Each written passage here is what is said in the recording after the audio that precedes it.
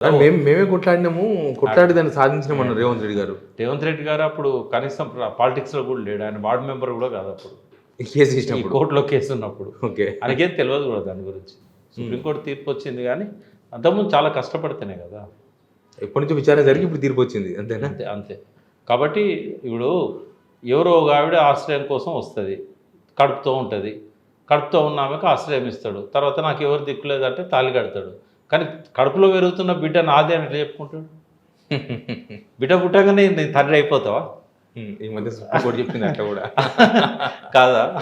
అయితే నేను అనేది ఏంటంటే కొట్లాడింది టీఆర్ఎస్ గవర్నమెంటే, లేక కొద్దిగా లూజ్ వదిలిపెడితే ఎప్పుడో పోతుండే. ఆ కేసు వేసింది ఎప్పుడో కదా, 2004 అంటే వైఎస్ వచ్చిన తర్వాత 5-6 ఆ టైంలో వేశారు. అంటే రేవంత్ రెడ్డి ప్రభుత్వము, ఆయన మంత్రులు కూడా పక్క అబద్ధాలు చెప్పి నమ్మించాలని చూస్తారు. ఎందుకంటే ప్రజలు అబద్ధాలకు లొంగిపోతారనేది రేవంత్ రెడ్డికి అర్థమైంది. రేవంత్ రెడ్డి మొదలు నమ్మిండు కదా, ఎందుకంటే ఆయన అధికారంలోకి వచ్చింది అబద్ధాలతోని. కాబట్టి ఎప్పటికి ఇట్లనే మనము కొంతకాలం కొందరిని మోసం చేయొచ్చు, ఎల్లకాలం అందరినీ మోసం చేయలేము.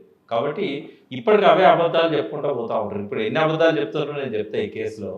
ఫస్ట్ నెంబర్ 1 ఏంటంటే, ఈ భూమి ఎప్పుడైతే సుప్రీంకోర్టు అది క్యాన్సల్ చేసిందో అలాట్మెంట్, రాజశేఖర రెడ్డి వెనక్కి తీసుకోవడాన్ని సమర్థించిన తర్వాత అది గవర్నమెంట్కి వస్తుంది. అయితే ఎక్స్చేంజ్లో హైదరాబాద్ సెంట్రల్ యూనివర్సిటీకి ఎక్స్చేంజ్లో భూమి వేరే ఇచ్చారు కదా చంద్రబాబు నాయుడు. అయితే ఏ పర్పస్ కోసం అయితే భూమిని గవర్నమెంట్ తీసుకున్నదో ఆ పర్పస్ సర్వ్ కానప్పుడు ఆ భూమిని మళ్ళీ బ్యాక్ ఇచ్చేయాలి. ఓకే, అది ఇవ్వలేదు. కాబట్టి ఇప్పుడు హైదరాబాద్ సెంట్రల్ యూనివర్సిటీకి రైట్ ఉంది.